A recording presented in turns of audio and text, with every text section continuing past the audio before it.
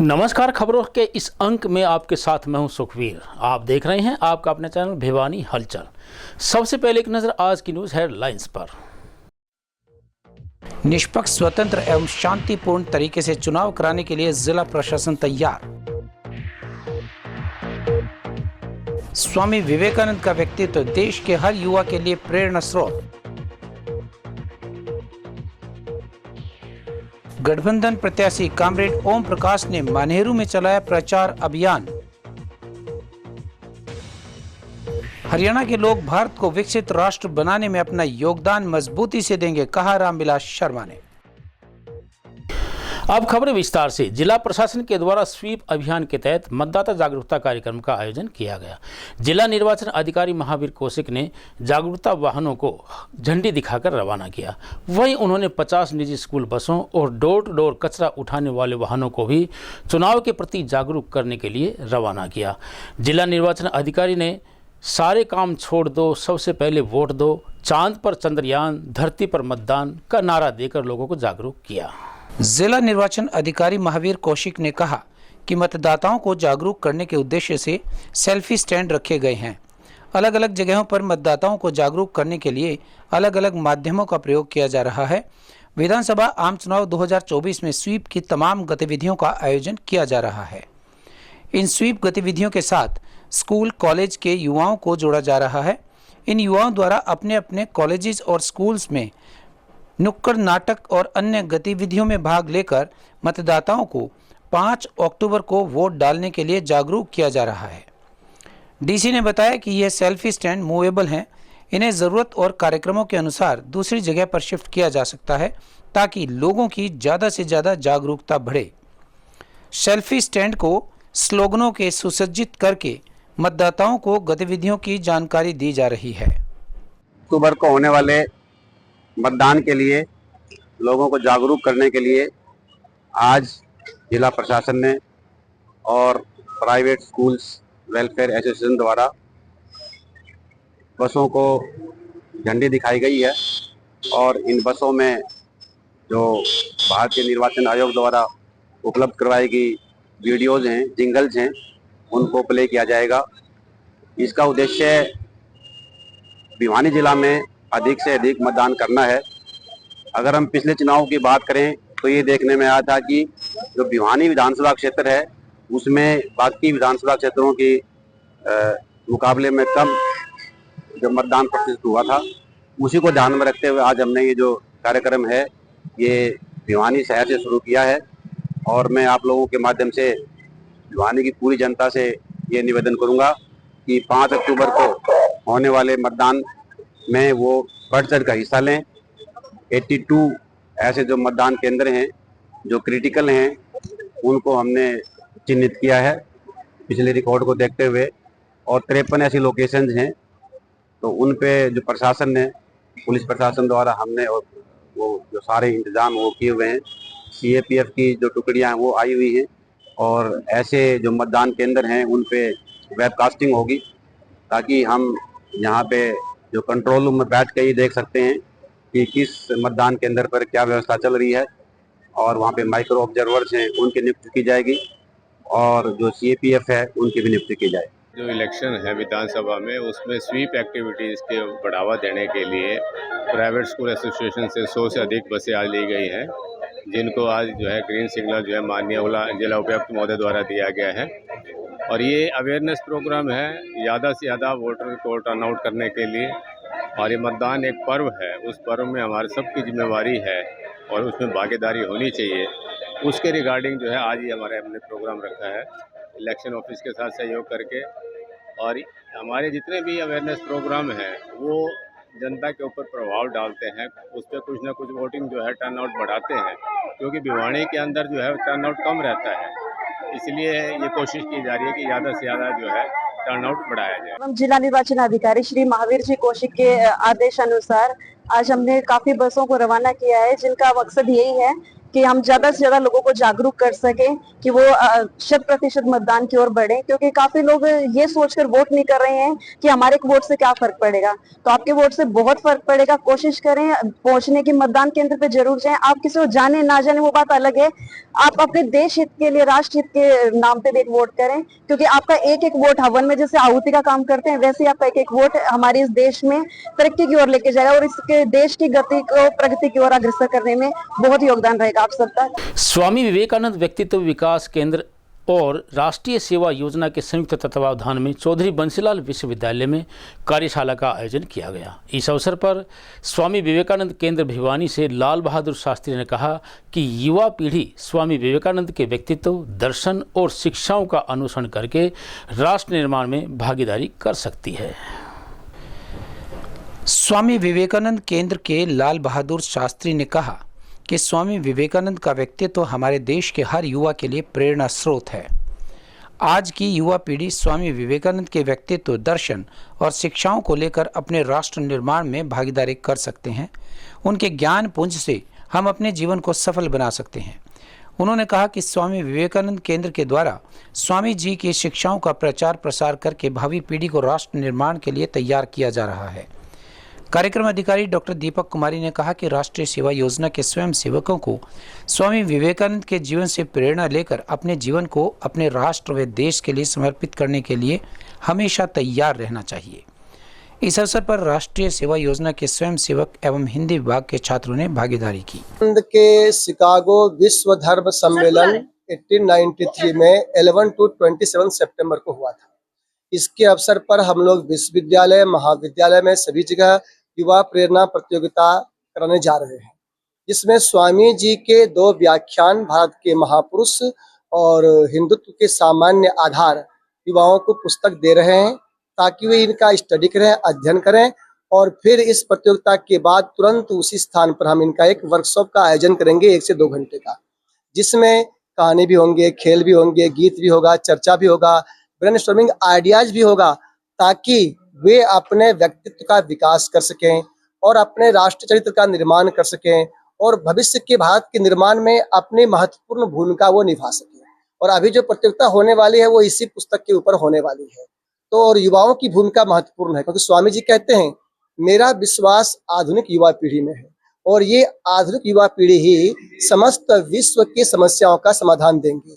और ये युवा पीढ़ी विश्वविद्यालय में है, महाविद्यालय में है, इसी परम पवित्र उद्देश्य को लेकर के युवा अपने जीवन ध्येय को समझें और अच्छी तरह से अपनी अकाउंटेबिलिटी, रिस्पॉन्सिबिलिटी को regarding nation, regarding humanity, regarding society fulfil कर सकें। इसी उद्देश्य से इस अवसर पर, शिकागो अवसर पर युवा प्रेरणा प्रतियोगिता उत्कृष्ट भारत के नाम से आयोजित किया जा रहा है। मैं डॉक्टर दीपक कुमारी चौधरी बंसीलाल विश्वविद्यालय में एनएसएस की प्रोग्राम कार्यक्रम अधिकारी हूँ। तो इस कार्यक्रम के आधार पे स्वामी विवेकानंद व्यक्तित्व विकास केंद्र के जो ये भिवानी विभाग के लोग आए हैं, इनके माध्यम से मैंने चाहा कि हमारे जो विद्यार्थी हैं एनएसएस के, उनके अंदर भी राष्ट्र निर्माण की भावना, व्यक्तित्व विकास हो उनका, और ये समाज के प्रति वो जागरूक हो, ये चेतना उनके अंदर आए। तो एनएसएस के बहुत सारे विद्यार्थियों ने इस कार्यशाला को मतलब भागीदारी की और अपनी बहुत सारी बौद्धिक जो क्षमताएं हैं उनका विकास किया। सीपीआईएम और कांग्रेस पार्टी के सांझे उम्मीदवार कामरेड ओम प्रकाश ने मान्हेरू गांव में डोर टू डोर प्रचार अभियान चलाया। 6100 मतदाता वाले गांव में कामरेड ओम प्रकाश को भारी जन समर्थन मिल रहा है। उन्होंने कहा कि चुनाव जीतने के बाद वे शिक्षा व मूलभूत सुविधाओं को उपलब्ध करवाने में कोई कोर कसर नहीं छोड़ेंगे। कांग्रेस व सीपीआईएम के साझा उम्मीदवार कामरेड ओम प्रकाश ने कहा कि अगर जनता उन्हें सेवा का मौका देती है तो वे युवाओं के लिए रोजगार परक शिक्षा और मूलभूत सुविधाएं उपलब्ध करवाने का काम करेंगे। कामरेड ओम प्रकाश ने कहा कि यह चुनाव आम चुनाव न होकर जनता का चुनाव है। अब मतदाता जागरूक हो चुका है और उसे अपने पराये की पहचान है। गाँव के लोगों ने प्रत्याशी कामरेड का स्वागत किया और उन्हें सफल बनाने का आश्वासन भी दिया। परिवार की तरफ कुनबा बढ़ता जा रहा है, बहुत अच्छा माहौल बनता जा रहा है। सबसे बढ़िया बात ये है कि ये ईमानदार छवि के नेता हैं। हर आदमी इनको पसंद कर रहा है, चाहे गरीबों में जाएं, बेरोजगारों में जाएं, कर्मचारी में जाएं, सब इनको पसंद कर रहे हैं। कर्मचारी थे हमारे प्रधान महेंद्रगढ़ लो, भिवानी लो, करनाल लो, अम्बाड़ा लो, आज की बात नहीं, सदियों पुरानी। और ये तो सब मालिक के दाद है, बने बनाए थे पहले भी और आज भी। और बोलो। और नौकरी वाले का और खास तौर से गरीब आदमी की इस आदमी ने जितनी मदद करी है पिछले बार 20 साल से, उस चीज का आज जो है ना लोगों में बड़ा उत्साह है कि इंडिया गठबंधन का जो उम्मीदवार जो भिवानी विधानसभा क्षेत्र से कांग्रेस को जो टिकट दी है, तो हम क्षेत्रवासी इसी बात से खुश हैं कि ऐसे ईमानदार आदमी को टिकट दी है, जो कि भविष्य में हमने जो न यहाँ जो मूलभूत सुविधाएं हैं, चाहे पीने के पानी की बात हो, चाहे नहरी की पानी की बात हो, चाहे कोई शिक्षा की बात हो, कोई स्वास्थ्य की बात हो, तो हमारे कामरेड जी को मतलब ये हमारी समस्या बताने की जरूरत नहीं है। काफी लोगों ने उत्साह के साथ स्वागत किया, ट्रैक्टर लेके आए, मोटरसाइकिलों के जत्थे के साथ, और पूरा गांव उमड़ पड़ा। उसके बाद हम गांव मनेरू में आए। ये हमारे इंडिया गठबंधन के साथ जिम्मेदार है, कांग्रेस के जितने भी लोकल लीडर हैं सारे इनके साथ हैं, और बहुत ही संघर्षशील, जुझारू, ईमानदार व्यक्तित्व के धनी नेता हैं। आज मनेरू में हमने कई जगह नुक्कड़ सभाएं की है, डोर टू डोर भी किया है, नुक्कड़ सभाएं भी की है, तो बहुत ही लोगों का हजूम इनके साथ चल रहा है, और वास्तव में मनेरू के लोग इनको दिल से जिताना चाहते हैं। देखिए, मनेरू गांव में 36 बिरादरी के हमारे किसान मजदूर भाई हैं, और कई जगह आज हम गए हैं, सभी ने बुलाया है, और हमारे को बड़ा भारी जन समर्थन मिल रहा है। लोग बदलाव चाहते हैं। 3 टर्म से वर्तमान विधायक को देखा है, उसकी कार्य प्रणाली को देखा है, उससे संतुष्ट नहीं है लोग, और एक बार इंडिया गठबंधन के उम्मीदवार को वो मौका देना चाहते हैं, क्योंकि भाजपा जा रही है, कांग्रेस और उसका गठबंधन यहाँ हरियाणा में सरकार बनाने आ रहा है। प्रदेश के पूर्व शिक्षा मंत्री प्रोफेसर रामविलास शर्मा भिवानी से भाजपा प्रत्याशी घनश्याम सर्राफ के समर्थन में प्रचार करने के लिए पहुंचे। उन्होंने भिवानी की जनता से कहा कि तुम भाजपा प्रत्याशी को विजय दिलाकर विधानसभा में भेजो, मंत्री उसे हम बनाएंगे। उन्होंने कहा कि भारतीय जनता पार्टी के द्वारा जारी किए गए संकल्प पत्र में युवा, गरीब, अन्नदाता और नारी को सशक्त करने को लेकर अनेक योजनाओं को समाहित किया गया है। हरियाणा के 2 करोड़ 80 लाख लोग भारत को विकसित राष्ट्र बनाने में अपना योगदान मजबूती से देंगे। पूर्व शिक्षा मंत्री रामविलास शर्मा ने कहा कि हरियाणा के 2 करोड़ 80 लाख लोग भाजपा के संकल्प पत्र के साथ चलते हुए भारत को विकसित राष्ट्र बनाने में अपना योगदान मजबूती से देंगे। उन्होंने कहा कि केंद्र की भारतीय जनता पार्टी की सरकार के तीसरे कार्यकाल के 100 दिन पूरे हो गए हैं। पहले 100 दिनों में ही 15 लाख करोड़ रुपए की परियोजनाएं शुरू की गई। 100 दिनों में प्रधानमंत्री ने देश हित के लिए जितनी परियोजनाओं और विकास कार्यों की घोषणा की है, उतना कार्य कांग्रेस सरकार अपने दशकों के शासन में भी नहीं कर पाई थी। इन परियोजनाओं में देश के सभी वर्गों के लोगों का ध्यान रखा गया। पिछले 10 सालों के प्रधानमंत्री नरेंद्र मोदी ने ऐतिहासिक फैसले लिए हैं। धारा 370 को हटाने से लेकर श्री राम मंदिर का निर्माण, 3 तलाक विरोधी कानून जैसे निर्णय प्रधानमंत्री के मजबूत इरादों का उदाहरण है। स्कूलों को देने के मामले में हरियाणा प्रदेश को पहले नंबर पे आपने बढ़ाया।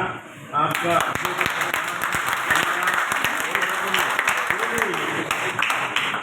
जो भी काम आपने दिए हैं, मैं सबको लेकर ये मानता हूँ कि आपने ऐसा आशीर्वाद दिया।